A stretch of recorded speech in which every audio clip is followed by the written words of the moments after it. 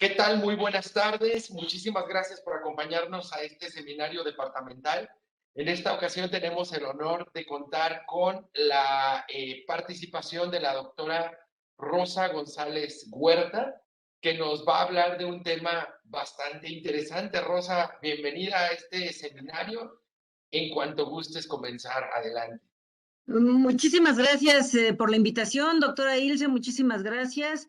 Pues les voy a presentar un poquito el tema de celdas de combustible, el estatus internacional, nacional y principio de operación, y un poquito voy a empezar con la parte de cómo se está moviendo actualmente el tema del hidrógeno. Porque finalmente las celdas de combustible es como que la tercera parte, ¿no? Primero está la producción, el almacenamiento y celdas de combustible. Entonces tenemos que tener un contexto general de la producción del hidrógeno antes de pasar a sus usos, ¿no? Entonces, bueno, yo estoy en la ESIQUIE, tengo un doctorado en ciencias químicas y también soy egresada del Instituto Politécnico Nacional y mi doctorado lo hice en Simvestab. Entonces, pues es un gusto poder estar en ese seminario. Un poquito voy a hacer los antecedentes, la situación nacional del hidrógeno, las celdas de combustible, el principio de funcionamiento, cómo es la curva de desempeño y los costos. Bueno, finalmente vamos a iniciar con lo que es la economía del hidrógeno. La economía del hidrógeno pues abarca desde la producción del hidrógeno. Esta producción puede ser a partir, por ejemplo, del reformado de gas natural o de un proceso de electrólisis utilizando energías renovables. Y ya de ahí viene una interacción, por ejemplo, con la parte química, la generación de amoníaco, con la integración a las redes eléctricas como sistema amortiguación, por ejemplo, cuando hay un excedente de energía, poder convertir a hidrógeno y después hay una retroalimentación en la red cuando hay una disminución en su uso. Y también de ahí, ya teniendo en la red eléctrica, pues esta se puede utilizar para la movilidad, en la parte de aplicaciones industriales y demás. Entonces, ¿cómo está la demanda global actualmente del hidrógeno? Pues el hidrógeno a nivel mundial, una parte interesante es que el 44% se usa para la parte del amoníaco. El amoníaco es la base de los fertilizantes. Entonces, el hidrógeno está muy relacionado con la parte de la agricultura. Y otra parte también muy importante, el 46% se usa en la refinación y petroquímica, todos los hidrotratamientos. Yo tuve la fortuna de cuando salí de Siquie, trabajé en el diseño de 3 hidrodesulfuradoras, 2 de destilados intermedios y una de destilados terminales. Y en cada una de esas plantas, pues, se diseñó y se integró una planta de hidrógeno, pero por reformado. Y ya de ahí viene una parte en la metalurgia. Por ejemplo, hemos tenido visitas a las plantas de Ternium, en donde se utiliza, por ejemplo, el proceso de reducción directa con hidrógeno del reformado con el CO y el CO, con el CO, CO2 todo, el gas de síntesis se alimenta y después ya hay una purificación. Y bueno, también está la parte de la electrónica, la industria alimenticia, en la que, por ejemplo, varias resinas se hidrogenan para hacer la base del chicle, por ejemplo, ¿no? Entonces, actualmente en el 2020, pues tenemos una producción de hidrógeno base que se utiliza sobre todo en la parte industrial y en estos usos, ¿no?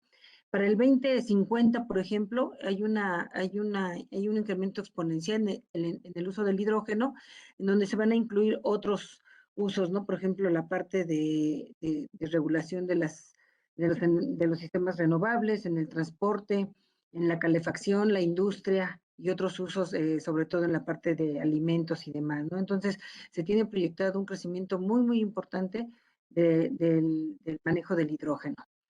El hidrógeno se clasifica actualmente con colores, sobre todo para saber su origen.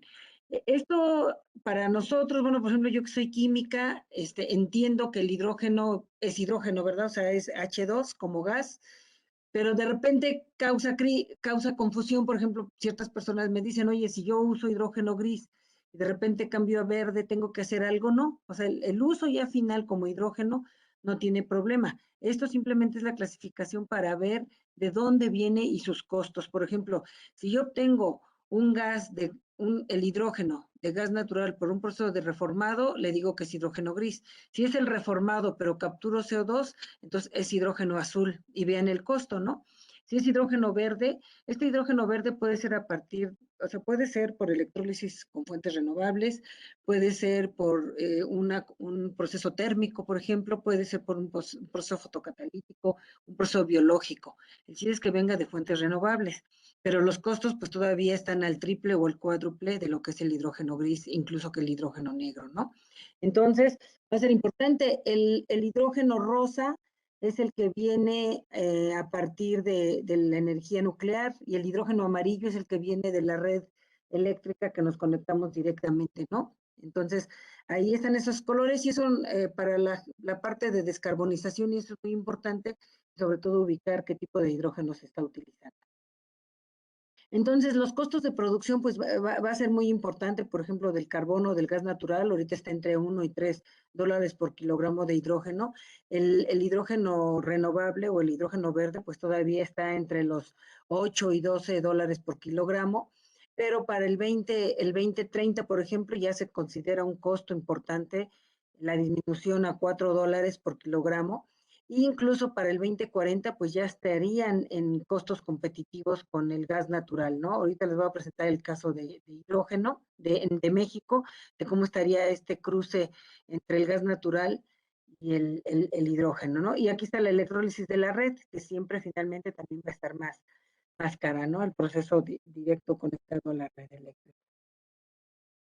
Entonces, estas aplicaciones pues vienen en refinerías, ¿no? Como, por ejemplo, ¿no? Como vienen todos los procesos de hidrotratamientos, se utiliza el hidrógeno en el proceso de reformado y viene en la parte de de los reactores. Aquí es muy importante, por ejemplo, nosotros tenemos un proceso de refinación deficiente por el tipo de catalizadores que se utilizan y eso nos genera el que nos queda combustóleo. El combustóleo es el subproducto que viene del proceso de los electrorefinados, o sea, la refinación del petróleo, cuando no se hace de manera completa, salen la gasolina, sale el diésel y queda el combustóleo como subproducto. Y ese es el combustible el que ahorita también tenemos un problema, que finalmente es un combustible pesado y ese se manda a los ciclos combinados o a las termoeléctricas normales para quema, ¿no? Que se compara mucho con la emisión de carbón de CO2 para cuando se utiliza carbón, ¿no?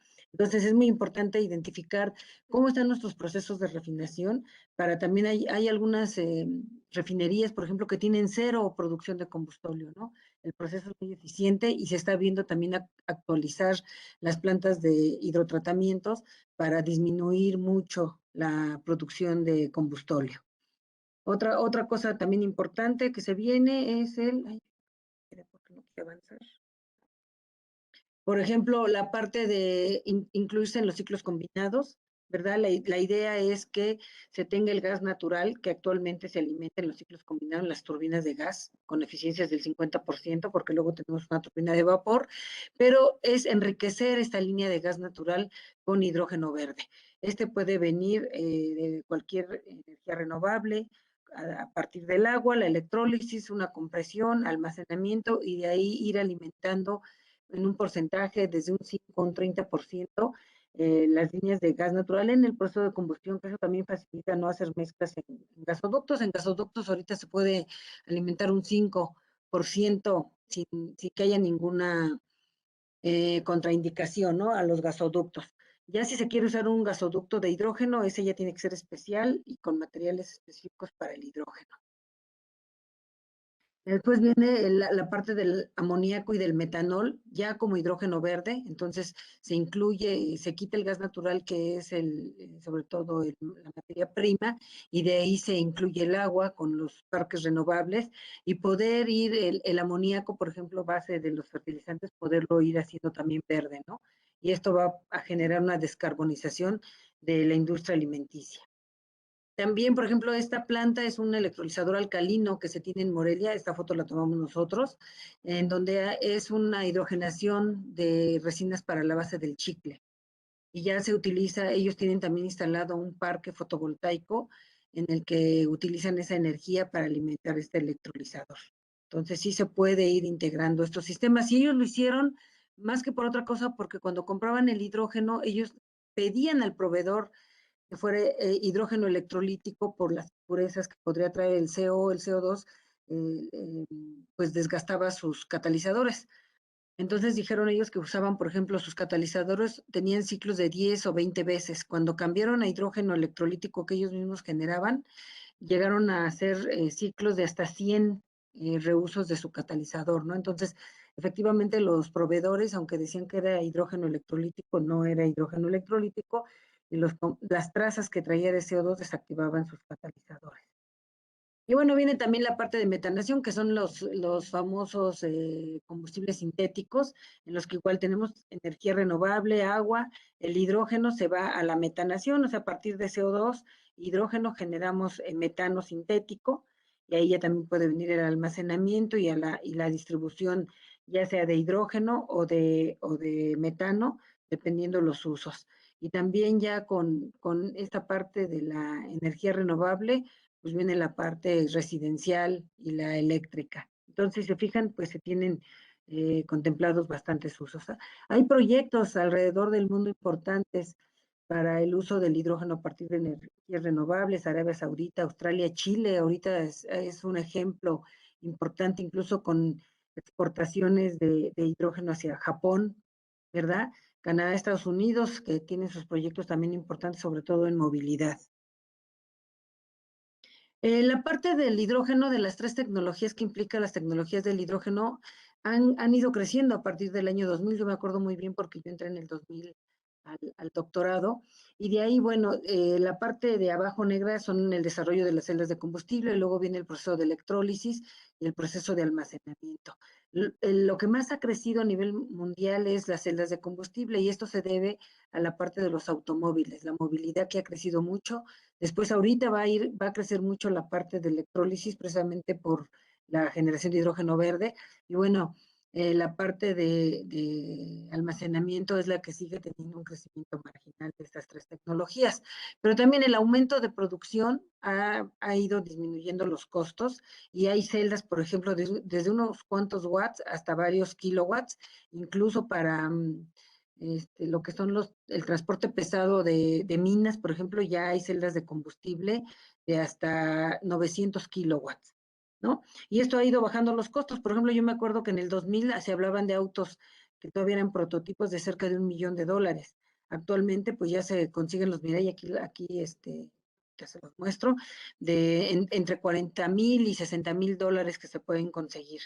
En la cuestión de electrolizadores, por ejemplo, yo tuve la fortuna de ir a Hannover a una feria en el 2018, antes de la pandemia, y México fue el país invitado allá en Hannover. Y bueno, ya se mostraban, por ejemplo, electrolizadores de hasta 2 megawatts y con sistemas modulares para integrar en sistemas renovables, ¿no? Y tener una producción masiva de toneladas de hidrógeno al día para cubrir la demanda, por ejemplo, en la refinación de petróleo y demás. Nosotros, él es el director de Siemens, que estaba allá, y hicimos un caso de estudio para México, ¿no? Y él nos dijo que efectivamente México era atractivo para la parte de refinación, la parte química todavía. En la parte de renovables todavía estaba complicado porque la energía renovable era cara y el gas natural aún era barato, y en Alemania era al revés, la energía renovable era barata y el costo del gas natural era caro, ¿no? Entonces esto invertía o provocaba que se pudiera invertir en estos procesos de electrólisis. Y bueno, aquí vemos, por ejemplo, la parte de movilidad. Aparte de la producción de hidrógeno, pues se necesita toda una infraestructura, ¿verdad? La red de hidrogeneras. El Mirai, a partir de 2015, es un producto comercial de Toyota. A mí me tocó estar en el Mundial de Hidrógeno en Australia en 2016, en donde se lanza en Australia, Japón, Canadá, Alemania, Estados Unidos, la comercialización del Mirai ya como un producto comercial. Entonces apenas me metí a California, por ejemplo, encuentra tu estación de recarga. Entonces, fíjense, $49,500 y $66,000 los Mirai, que ya son costos bastante atractivos respecto al $1,000,000 que costaba hace 20 años, ¿no? Y además hay $15,000 o 6 años de combustible de cortesía gratis en las diferentes hidrogeneras para que haya una motivación para los que están usando los Mirai. Entonces tienen hasta 6 años de hidrógeno gratis. Entonces, pues, y eso es aquí en California, ¿no? Entonces, sí es importante este tipo de estímulos para la gente se anime a comprar. Y vienen pues las aplicaciones masivas, o sea, en el 2008, 2010 hubo un proyecto europeo en el que se metieron autobuses en las principales capitales de Europa, por ejemplo, en Londres, en Berlín, en Madrid. Cuando yo fui a Madrid estaba este proceso, había autobuses de hidrógeno ahí en Madrid y la gente los conocía, esto también ayudó mucho a la aceptación social, ¿no? Y además, cuando se mete un autobús, está más accesible la infraestructura, porque solamente tienen que poner una o dos hidrogeneras, en lugar, por ejemplo, de los Mirai, que sí se necesitan por cada 100 automóviles, pues se necesitan al menos unas 20 o 30 hidrogeneras, ¿no? Entonces ahí se tiene que ir compensando la infraestructura. También Costa Rica establece todo su sistema de hidrógeno y eso fue porque un astronauta que tenía ciertos récords de caminatas en el espacio y demás regresó a Costa Rica y le preguntaron que qué recomendaba que hiciera Costa Rica para ponerse a nivel mundial tecnológicamente a la par. Y él dijo, tienen que invertir en hidrógeno. Eso es lo que viene el futuro mediano, corto tiempo y largo tiempo de manera muy importante. Entonces, si Costa Rica quiere mantener un estatus tecnológico adecuado, tiene que invertir en hidrógeno. Entonces, gracias a la recomendación del astronauta, pues se implementó, pero estuvo bien porque implementaron un sistema, un parque renovable, pusieron su sistema de electrólisis. Al principio fueron fue un autobús, ahorita ya tienen tres y ya tienen una infraestructura mayor, creo que ya tienen tres hidrogeneras, entonces han estado creciendo de manera adecuada, siendo un país pues muy pequeño, ¿no? En Alemania, en el 2020, iniciando el 2020, antes de todo 2019 estuvo en pruebas este tren, en 2020 sale al público para ya con celdas de combustible y hay otros trenes que también en toda Europa se están moviendo para que utilicen celdas de combustible. Aplicaciones en México, bueno, el Plan Nacional de Desarrollo es garantizar el bienestar de la población mexicana. La política social es que haya un desarrollo sostenible y se tienen que contemplar los factores de la sostenibilidad, que son económicos, sociales y ambientales, y también hay un rescate del sector energético, suministrando energías a comunidades aisladas, ¿verdad? Y esas comunidades aisladas para nosotros es cerca de 2 millones de personas. Actualmente, cómo se maneja el hidrógeno en México? Bueno, México tiene un 13% es industrial, que es más consumo interno, ¿verdad? Por ejemplo, la industria del cloroalcali, que tiene como su producto hidrógeno, estas plantas por ejemplo, Termium, que maneja hidrógeno por reformado, o la planta de resinas sintéticas para chicle también utilizan, es un 13%. Realmente el 85% es un mercado gubernamental, un mercado cautivo, como le dicen, y solamente el 1.4% es el de la industria de los gases a nivel comercial, que los tiene por cilindros, y lo tiene el INDE, que es el del 55%, pero nada más de este 1.4%, ¿eh? Hay Liquid que está en un 30% y Proinfra en un 15%.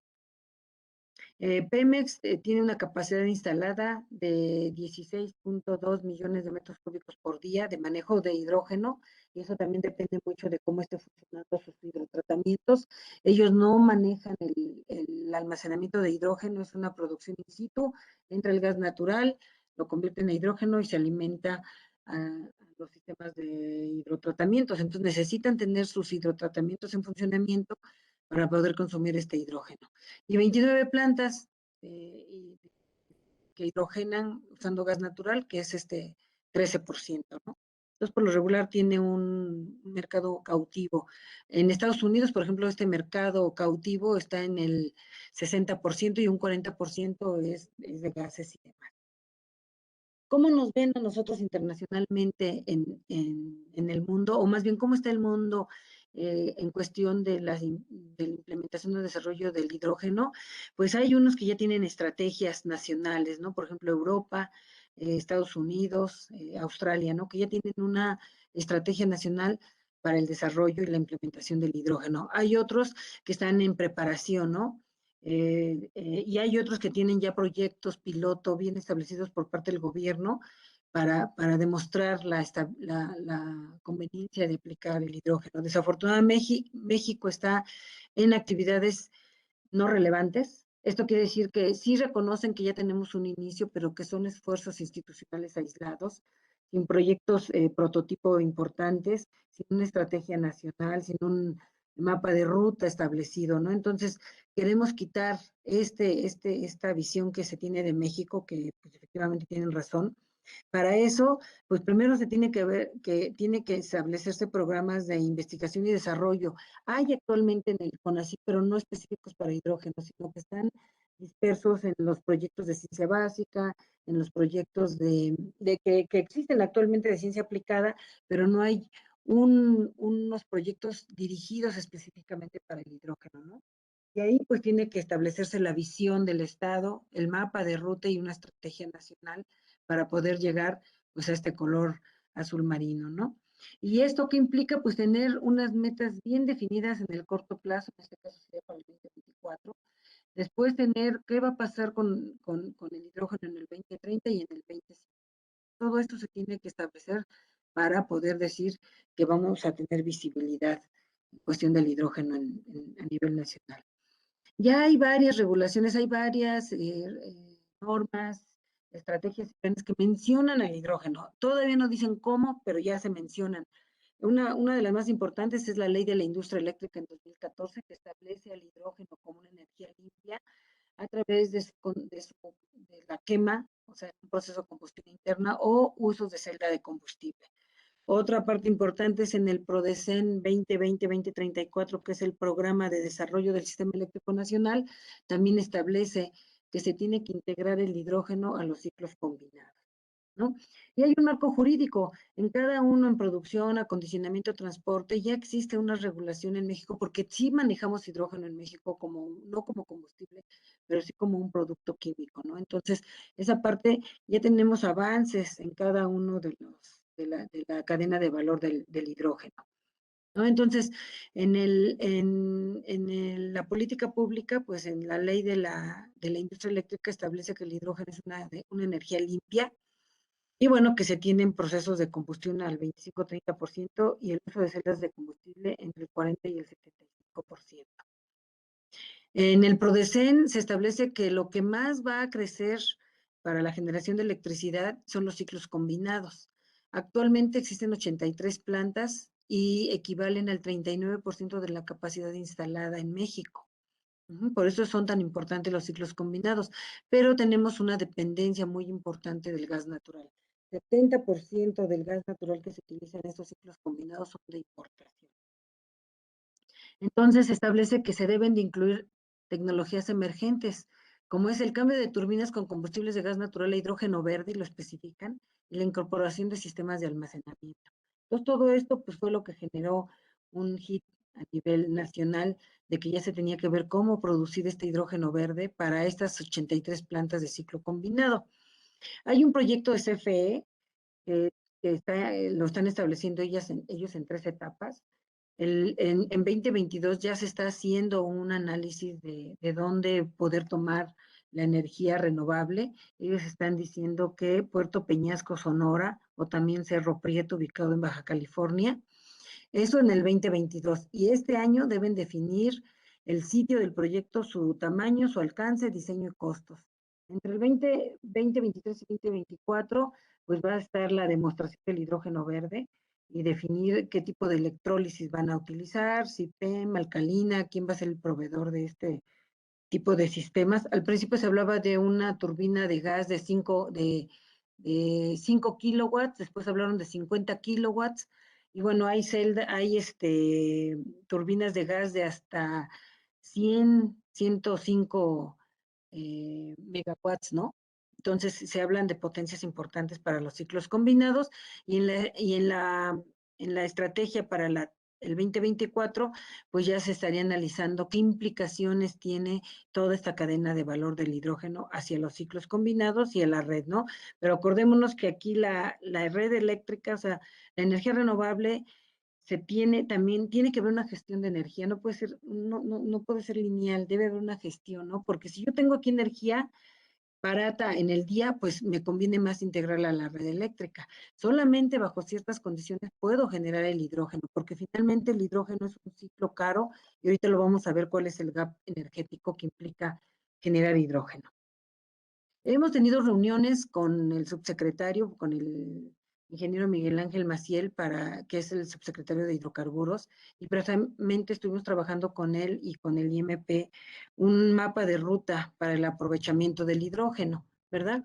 Y bueno, ahorita estamos precisamente en ver qué tiene cada institución, los prototipos que existen a nivel institucional, después viene el 2024 la parte de los ciclos combinados, en el 2030 los sistemas industriales que se pudieran hacer. Como ya se necesita más infraestructura, para el 2035 se podría estar implementando la movilidad en autobuses y eso, pero para esto ya tenemos que estar trabajando ahorita en el diseño de hidrogeneras, de dónde se va a obtener ese hidrógeno verde, o sea, hay varios, hasta el 2050, ¿no? Este mapa de ruta. También reuniones con CENER, se hizo una propuesta para la elaboración de la estrategia nacional y un proyecto piloto para reducir la dependencia del gas natural en los ciclos combinados. Esto lo mandamos a CENER y actualmente se está analizando. Aquí se tenía un proyecto de 2 años para poder implementar este piloto también de ciclos combinados, ¿no? Entonces, bueno, eso se está trabajando y todavía estamos en reuniones con CENER. Entonces, lo que les comentaba, ¿no? Si queremos implementar en turbina, hay toda una gestión que se tiene que hacer. Tenemos una línea de gas natural con un proceso de reformación, por ejemplo, de hidrógeno gris en refinerías, y resulta que hay excedentes, y este excedente actualmente se ventea.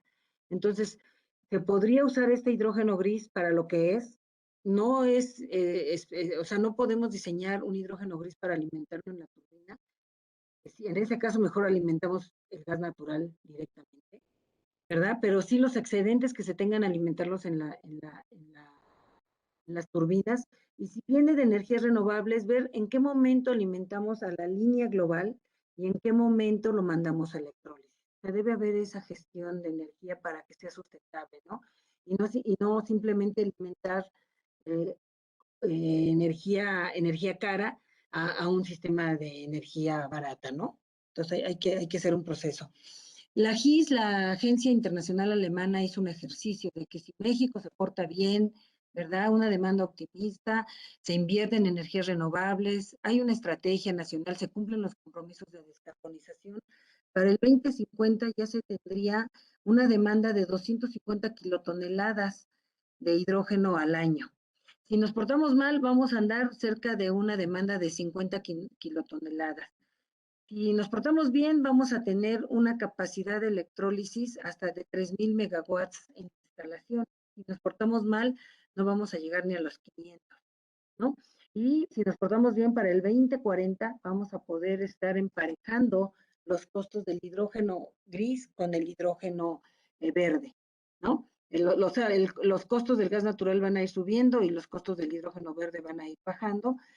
Tenemos nosotros toda la inversión en energías renovables. Si no lo hacemos para el 2050, aún el hidrógeno, el gas natural, aunque vaya subiendo, el hidrógeno no va a tener la suficiente caída, la baja de costos, y no vamos, en 2050 no vamos a empatar estos costos. Y vamos a seguir teniendo un hidrógeno verde muy, muy caro. Y bueno, también se tiene un proyecto que creó Infra y Siemens, están planteando en una planta nacional de 100 megawatts, entonces también se está viendo qué se puede hacer, se planteó ahí una propuesta con ellos y también actualmente se está trabajando. La Sociedad Mexicana del Hidrógeno pues hizo un análisis de quiénes y qué se está haciendo en México, pues se han identificado 130 investigadores, 50 instituciones, se hace un curso anual, pero se ha visto, ¿no?, que el desarrollo de sistemas tecnológicos y administrativos está en el 27%, desarrollo de componentes en el 32%. La sociedad mexicana prácticamente pues abarca toda la República Mexicana y sabe qué grupos se está haciendo, cuál es la infraestructura. Se hizo un cuestionario, por ejemplo, de qué están haciendo estos grupos y el 39% está haciendo investigación básica y el 23% investigación aplicada, pero muy poquitos ya llegan a prototipos completos, solamente el 3% llega a prototipos completos, ¿no? Y dentro de de ciencia básica, por ejemplo, están en desarrollo de sistemas tecnológicos el 28%, algunos asesoramientos y muy poquitos, el 9%, elaboración de planes de negocio. También de estos investigadores, ¿qué se está haciendo más en México? En materiales, somos materialistas, como dicen. Muchos grupos de México hacen materiales, que desafortunadamente, pues eso sirve para hacer un artículo, para titular a un alumno, pero no llegamos a la aplicación de prototipos, ¿no? Entonces, toda esta parte, bueno, también en función a cómo se haga el plan, la estrategia, pues puede ir creciendo. Esta parte de materiales es muy importante, ciencia básica, no quiere decir que disminuya, sino más bien la parte de desarrollos tecnológicos, pues es lo que debe crecer, ¿no? Mantener esta constante y tener proyectos específicos para los desarrollos económicos. En el Sinvestar se han hecho celdas de combustible de 1 kilowatt con go-cars ya en gestión de energía, y go-cars que se quieren meter como taxis en la Ciudad de México, en el INEL, también hay autos utilitarios para los sistemas, ¿cómo le dicen? Para sistemas de turismo, por ejemplo, en Quintana Roo, ya con celdas de combustible de hasta 4 y 5 kilowatts, ¿no? Y hay un plan de negocios para hacer estos autobuses o estos autos utilitarios de manera repetitiva y ya, digamos, con un precio competitivo. En el SIC y en el Politécnico se integró un diseño de vivienda sustentable como una microred. Se tienen los tres componentes, el hidrógeno es verde porque estamos isla, no estamos conectados a la red eléctrica, se genera hidrógeno verde en un electrolizador, se almacenan 4.000 litros de hidrógeno y se utilizan en celdas de combustible. Aquí se observa, por ejemplo, este es el diagrama de la distribución de potencia que se tiene en la vivienda, se hizo un estudio de cosecha de energía, se hizo una propuesta de consumo de energía en la vivienda, y aquí se ve, ¿no? Si yo consumo y produzco, pues aumento mi eficacia. Si produzco y consumo energía, aumento mi eficacia. Si yo produzco energía y no la consumo, baja la eficacia. Si yo consumo, pero no produzco, también baja mi eficacia y me quedo horas que no tengo luz. Pero si yo produzco, no consumo, pero almaceno, logro una eficacia importante en mi sistema, ¿no? Y esto es lo que representa estas gráficas. Y bueno, dentro de todas las tecnologías del hidrógeno, como ya les había comentado, está la producción, el transporte, el almacenamiento y las celdas de combustible, que son las que nosotros ahorita nos competen, ¿no? Una celda de combustible es un dispositivo electroquímico que convierte la energía química, ¿verdad? Del hidrógeno en este caso, con un oxidante, sería el oxígeno, directamente en energía eléctrica de manera continua. Por ejemplo, si lo comparamos con un motor de combustión interna, el motor de combustión interna tiene de un 20 a 30%, 45% máximo. Y hay diferentes, o sea, hay la entrada del combustible, se forma el calor, luego la parte mecánica, y todos hoy tienen eficiencias y por eso al final vemos una eficiencia del 20%. La celda de combustible es directa, la conversión de energía química a eléctrica con eficiencias de hasta del 70%, ¿no? Entonces, por eso se dice que la movilidad a largo plazo al 2050 no tanto son los motores a hidrógeno, sino son los motores eléctricos con celdas, son los, bueno, sí, motores eléctricos, autos eléctricos con celdas de combustible, ¿no? Más que motores de combustión interna que finalmente siempre van a estar limitados por el ciclo de carbono. Hay diferentes celdas de combustible, las alcalinas, metanol directo. Nosotros vamos a hablar un poquito de las membranas de intercambio protónico, que son las que utilizan las celdas de combustible de los automóviles actualmente, de los Mirai, por ejemplo, en donde alimentamos el hidrógeno como combustible y el oxígeno del aire como oxidante, ¿no? Estos, bueno, pues tienen la importancia de que son compactas, se pueden aplicar, pueden generarse hasta 2 amperes por centímetro cuadrado, la temperatura de operación es baja, pero el problema es que utilizan catalizadores de platino, ¿no? Y eso hace caro estos dispositivos. Y también están limitados a que necesitan hidrógeno de alta pureza, si no, se contaminan y nos pasaría lo mismo que las sintéticas, ¿no? Tantito trazas de CO o de CO2 desactivan los catalizadores de platino. Una celda de combustible aquí en el ánodo, alimentamos el oxígeno, el hidrógeno, perdón, hay un proceso de oxidación, ¿verdad? Pérdida de electrones, los electrones generan la energía eléctrica, los protones cruzan la membrana de intercambio protónico. Esta membrana estamos hablando de entre 50 y 200 micras. El oxígeno del aire se entra, aquí la reacción de reducción de oxígeno es la limitante, como pueden ver, es un proceso complejo porque llegan los protones, llega la parte electrónica y la parte gaseosa, se lleva a cabo una reacción importante. Esta reacción, pues por ejemplo, mi asesor, yo hice mi doctorado en esta reacción, la reacción de reducción de oxígeno. El doctor Omar tiene 15 doctores generados alrededor de esta reacción en México y somos el país 34 que estudia la reacción de reducción de oxígeno a nivel mundial. Se hizo apenas se sacó un review de la reacción de reducción de oxígeno y hay simposios y congresos completos sobre la reacción de reducción de oxígeno. ¿No? Y entonces, bueno, aquí tenemos las reacciones, hay una transferencia de 4 electrones en el cátodo, ¿verdad? Para la generación de agua. Y eso es lo atractivo de las celdas de combustible, que vamos a generar agua. Es capacidad modular, altas eficiencias, entonces por eso el interés y la importancia del manejo de las celdas de combustible. A diferencia de una pila normal, pues aquí los reactivos están internos y hay una reacción química. La pila de combustible funciona, digamos, como un motor de combustión en el hecho de que se le alimenta el combustible, el oxidante, y se lleva a cabo la reacción y pueden estar trabajando de manera continua. Y la celda de combustible como tal, pues no tiene hidrógeno almacenado, ¿no? La celda de combustible no almacena hidrógeno, sino lo convierte a electricidad. Aquí tenemos las diferentes celdas de combustible, por ejemplo, las PEM pueden tener desde unos cuantos watts hasta varios kilowatts. Entonces también esta flexibilidad operativa hace muy atractiva a las celdas de combustible de intercambio protónico.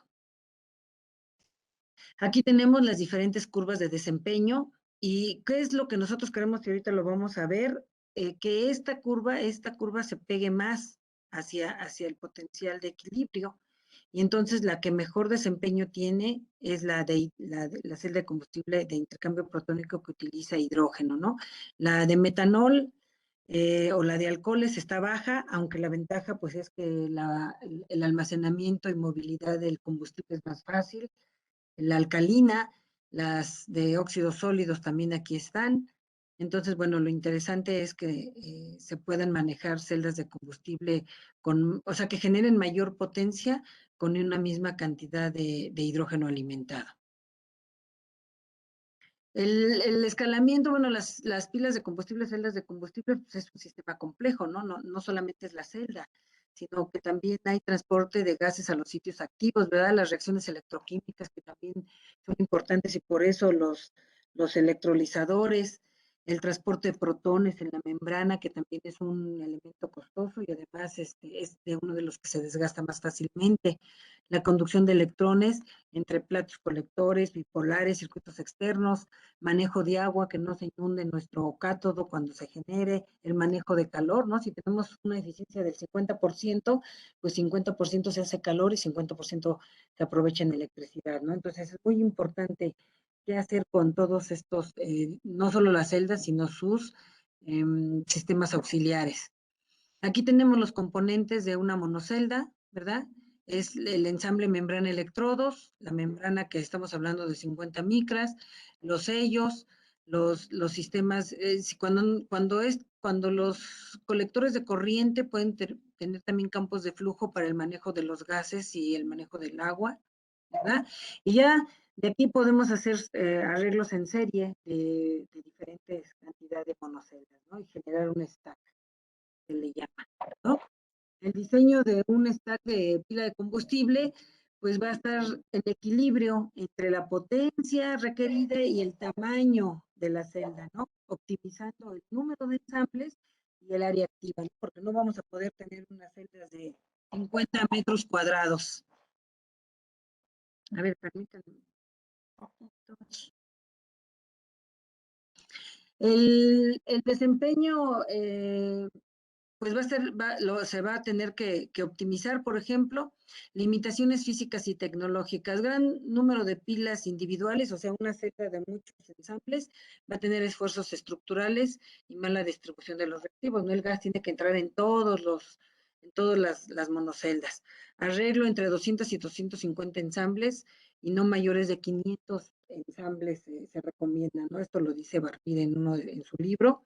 Área activa puede tener calentamientos o mala distribución de reactivos ya dentro de los campos de flujo, entonces se recomienda que máximo 1000 centímetros cuadrados, y si no, mejor hacer arreglo serie paralelo de celdas, ¿no? Entonces aquí estamos, ¿no? Podemos generar una celda muy grande o 3 celdas pequeñas, ¿no? Y hacer la conexión. Claro, cada una de estas pues tiene sus ventajas y desventajas en su manejo. Aquí, bueno, ya vimos los diferentes subsistemas. Por ejemplo, aquí está un GOCAR que se diseñó en el CIPESTAB con sus componentes. Esta es una celda de respaldo que se usa aquí en México. Hay 90 de estas celdas en los sistemas de comunicaciones para los celulares, que es importante, ¿no? Y todos los sistemas auxiliares que necesita una celda de combustible. Y bueno, un poquito para comentarles, ¿no? Tenemos pues el proceso electroquímico, que es oxígeno más hidrógeno que me da agua. Si la vemos como una caja negra, ¿verdad? Entran los reactivos, sale calor y energía. Y esto tiene que ver con el delta G, el delta H y el delta S. Entonces, acuérdense que el delta G va a ser la energía disponible para generar un trabajo de una reacción, ¿verdad? La delta H viene del calor de formación de la molécula, en este caso del agua, y el calor liberado a los alrededores. Entonces, el trabajo máximo va a ser el delta G, y esto va a estar relacionado con el potencial que voy a obtener de este sistema. Entonces, el delta G se va a relacionar con el potencial de equilibrio. Si yo lo sustituyo, ¿verdad? Tengo este valor de delta G y lo sustituyo, entonces despejando el potencial me da 1.23, que es el que yo veo en mi serie electromotriz, ¿no? El potencial máximo que me da una celda de combustible por monocelda es 1.23. Y esta no importa si es de 1 centímetro cuadrado o de 1 metro cuadrado, yo voy a tener 1.23 máximo como potencial de equilibrio. Y en la vida real, la verdad es que solamente obtengo 1 volt.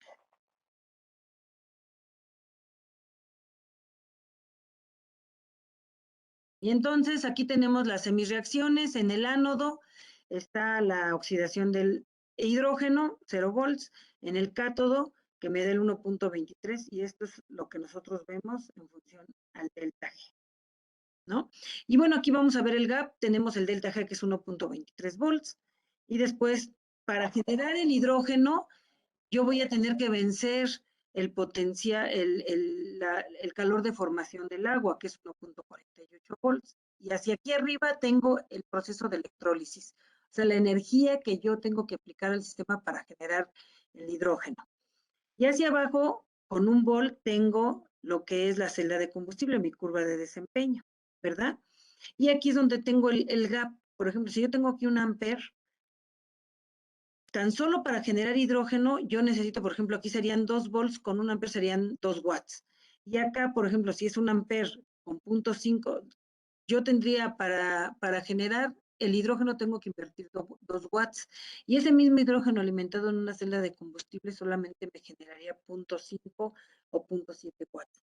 Entonces, tengo que invertir yo 3 unidades de energía para generar el hidrógeno, y de ese hidrógeno solamente voy a obtener 1 unidad de energía. Y por eso es importante ver la gestión y no solamente decir, voy a generar hidrógeno y de ahí lo voy a consumir todo. Tengo que hacer una gestión porque el hidrógeno, de la producción al uso del hidrógeno, hay un gap energético importante, ¿no? Y si estas curvas todavía yo tengo un electrolizador más resistivo, pues me va a consumir más energía. Yo lo que quiero es que esta curva baje, baje, baje hasta lo más cercano al 1.48, o incluso si tengo un proceso fotocatalítico, aplicar menos de 1.48 por monocelda. Y las celdas de combustible, pues al contrario, si tengo una celda de combustible toda ineficiente, pues va a estar por acá. Yo lo que quiero es esta curveada que me dé lo más alto, lo más cercano a 1 volt, a cualquier corriente aplicada, o sea, a cualquier corriente que es suministrada por la celda. Y bueno, aquí tengo la eficiencia. Las eficiencias, entonces va a ser la eficiencia intrínseca, que es 0.83, la eficiencia paradaica, que es la cantidad de hidrógeno que estoy alimentando respecto a la potencia que me da el sistema, ¿no? Entonces tengo la de corriente con leyes de Faraday y la eficiencia en voltaje que tiene que ver con el delta G del sistema y las resistencias del sistema, ¿no? Entonces aquí lo tenemos así. Y bueno, nada más así para que vean, por ejemplo, apenas acabo de hacer una cotización de las celdas comerciales, Horizon que le dicen, y bueno, fíjense, una celda de 5 kilowatts está en $14,000 puesto en Shanghái.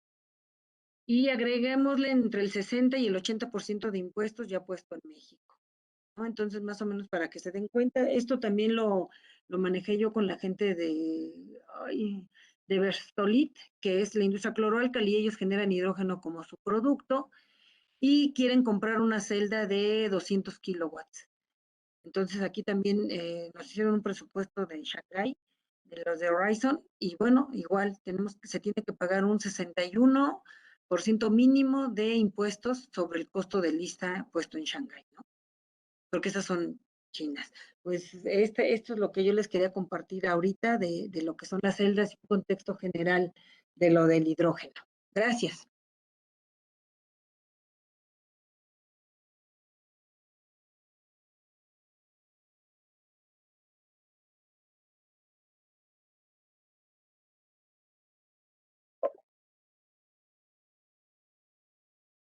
Muchísimas gracias, Rosa, por esta interesante plática. Estoy seguro que por ahí vamos a tener bastantes preguntas. Llega el momento entonces de nuestra audiencia. Si alguien tiene alguna pregunta, puede levantar su mano.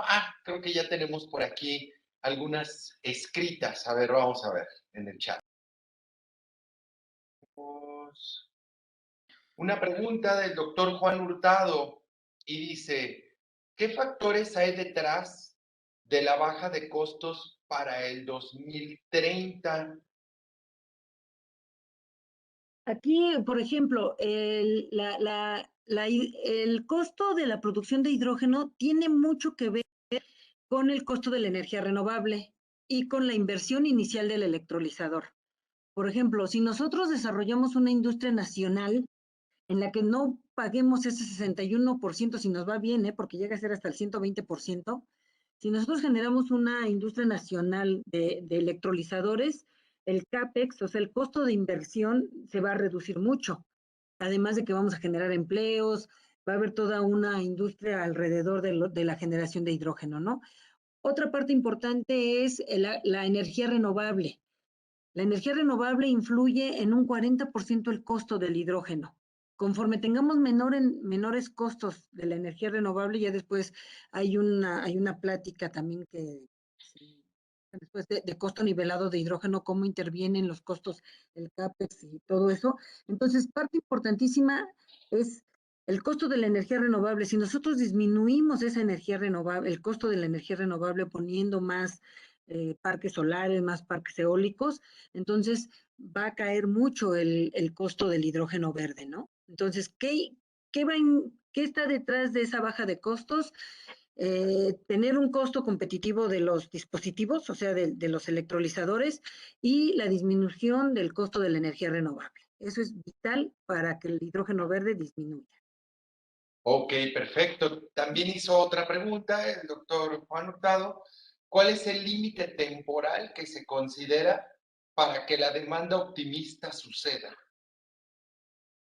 Pues ahí están hablando de que en estos o sea, ahorita de aquí al 2030, tengamos ya una estrategia nacional, tengamos ya pilotos, o sea, proyectos piloto bien establecidos para que tengamos esa ganancia operativa en el manejo masivo de hidrógeno, por ejemplo, para ciclos combinados. O sea, porque no es me levanto hoy y pongo mi electrolizador, pongo mi planta, no, es una estrategia nacional.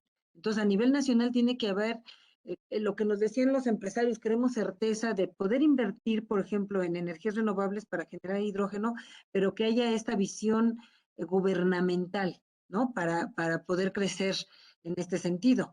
Entonces, ahorita estos 10 años, o sea, de aquí al 2030 es fundamental para crear esta infraestructura que necesitamos, sobre todo en la producción. Si vamos a tener, por ejemplo, movilidad, si vamos a tener autos con celdas de combustible, necesitamos hidrógeno, ¿no? Entonces, no tiene sentido ahorita que lleguen 1000 Mirai si no vamos a tener hidrógeno además necesitamos hidrógeno a 700 bares. Ahorita México no tiene nadie genera hidrógeno más allá de los 300 bares.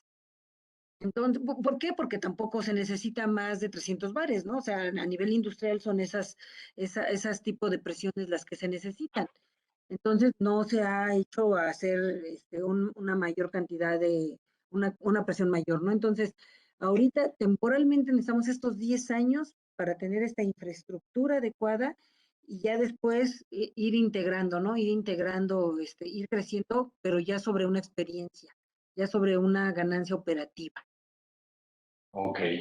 Tenemos otra pregunta, Rosa, dice, ¿las celdas de combustibles mostradas en proyectos mexicanos son hechas en México? Son hechas en México, los componentes principales, lo único que se ha comprado es obviamente la membrana, porque es una membrana Nafión comercial de DuPont, se han hecho algunas modificaciones sobre la propia membrana, pero la membrana sí es comercial. Los platos bipolares ya se hacen varios en México, los sellos se hacen en México, los catalizadores, la mayoría también son catalizadores comerciales, o sea, lo caro que es el ensamble membrana electrodo se integra en México, pero con cuestiones comerciales, y los diseños ya de campos de flujo y demás sí son nacionales. Muy bien. Tenemos también esta pregunta que dice, ¿cómo se resuelve el almacenamiento actualmente? Actualmente se usa a presión, o sea, en 2008 salió Alemania, tenía un plan muy fuerte de usar hidrógeno líquido, sobre todo para tener menos espacio, pero no funcionó porque necesitamos estar a menos 200 grados, entonces fue muy complicado. Entonces, se usa hidrógeno líquido cuando hay que moverlo en barco, por ejemplo, estábamos viendo apenas en barcos, el hidrógeno líquido se evapora y ese vapor, o sea, ese hidrógeno que se evaporaba se mandaba una turbina para mover el barco y entonces ahí se aprovechaba, no se venteaba, eso era muy bueno. Pero en realidad el hidrógeno ahorita a nivel masivo está a presión, en altas presiones. Para los sistemas de baja capacidad se usan hidruros y la mayoría, por ejemplo, todo lo que es refinería en México no se utiliza el almacenamiento. Se utiliza in situ, o sea, lo que se almacena es el gas natural, de ahí pasa al reformado y del reformador se manda al hidrotratamiento. Entonces, nos decía también CFE, yo no quiero almacenamiento de hidrógeno. O sea, que el electrolizador esté funcionando, nada más exista un pulmón para compensar y alcanzar las presiones de la línea de gas natural y de ahí vámonos, no almacenamiento. Ok. Otra pregunta sería, ¿cuál considera que es el sistema de almacenamiento de hidrógeno más conveniente para los automóviles? Pues ahorita ya se probó y es el gas a presión, 700 bares, que ya tenemos una cantidad de hidrógeno en un volumen más pequeño, o sea, sí, 700 bares implica que ya hay, por ejemplo, los Mirai tienen 3 tanques de hidrógeno y tienen una independencia de hasta casi 700 kilómetros. ¿No? Entre el banco de baterías que tiene, porque el Mirai, lo ven ustedes, es maravilloso, es una gestión de energía internamente, tenemos el freno regenerativo que carga la batería ayuda al hidrógeno en sistemas de subida o en sistemas de potencia fuerte, y el hidrógeno trabaja muy bien en plano, digamos, en condiciones suaves de manejo, y se ahorra mucho hidrógeno, ¿no? Entonces, ahí es actualmente el que para sistemas móviles es hidrógeno a presión.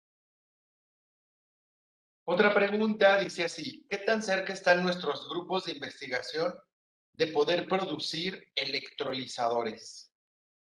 Pues cerca, digo, nosotros también aquí en el Politécnico, ahorita el estudio que se hizo es que por los costos y los tipos de materiales, lo ideal es usar electrolizadores alcalinos en una primera etapa que es, por ejemplo, por kilowatt instalado, los PEM andan en $1,000 por kilowatt instalado y los alcalinos andan en $600 por kilowatt instalado.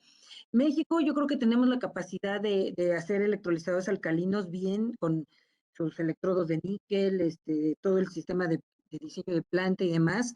Es una planta industrial yo creo que tenemos perfectamente la capacidad de hacerlo, y ir creciendo y madurando toda la parte de los electrolizadores PEM, que son más complejos porque necesitan esta membrana específica, necesitan catalizadores de iridio, ¿no? Entonces yo creo, se dice que para el 2035 los costos del PEM van a igualar a los alcalinos, porque hay muchas mejoras que hacerle al PEM y los alcalinos prácticamente ya están en su límite de desempeño y en su límite de materiales, ¿no? Ya no puede haber procesos de abaratamiento de algunas cuestiones. Entonces, puede ser que sí, entonces yo creo que ahorita en estos 10 años podríamos arrancar muy bien con una industria de electrolizadores alcalinos y siempre van a tener un nicho importante dentro de la producción de hidrógeno. Yo creo que Ok, estamos cerca. perfectísimo. Muy bien. Bueno, pues tenemos por aquí algunas otras preguntas. Los invitaríamos a que puedan contactar a la doctora en su correo electrónico o de alguna manera en Campus Virtual o un servidor tenemos los datos de contacto. Y pues le agradecemos infinitamente a la doctora Rosa que nos haya dado esta plática. Muchísimas gracias, No, Rosa, por al contrario, Pedro. acompañarnos. Un gustazo y ya en otra ocasión espero que sí podamos ir allá presencial, ¿no? De manera presencial. No, hombre, eres más que bienvenida, esta es tu casa. Antes Muchas de gracias. que se me desconecten, los estudiantes organizadores del CASAT tienen por aquí un anuncio. Adelante, Kemiset, si gustas tomar la palabra. Entonces, yo me despido. Muchísimas gracias, Rosa, que estés muy bien. Gracias. Bueno, hola, ¿qué tal? Buenas tardes. Este va a ser un anuncio muy breve, solamente para recordarles que con el apoyo de dirección de la parte de que aquí coordina Alejandra, muchas gracias por enviar un correo donde hay una liga con un link de reunión para Google Meet para el próximo viernes, ya es 1 de abril, el viernes a las 5 de la tarde va a haber nuestra primera reunión de organización para conformar ya el comité de ICASAT. Todas aquellas personas que han estado preguntando a través de correos y que les hemos contestado de que va a haber una reunión, esa es la oportunidad, así que por favor conéctense y vamos a empezar a hacer toda la parte de organización, de ver quién va a estar coordinando cada sección del ICASAT. Hay varias secciones que deben estar bien fundamentadas, bien organizadas. Vamos a realizar eso en esta reunión. Y si tienen algún problema de que no se puedan conectar o algo por el estilo, pero que estén interesados, por favor, no duden de mandarme un correo, ya sea a mí o a Alan, que también por aquí está. Y pues bueno, ese es el mensaje en general. No pierdan esta oportunidad de unirse al ICASAT y de comenzar a trabajar juntos. No son grandes tareas, son muy pequeñas y en conjunto lo vamos a realizar muy bien. Gracias, doctor, a todos. Muchísimas gracias por habernos acompañado en esta emisión de seminario. Nos vemos el próximo martes. Que estén muy bien. Hasta luego.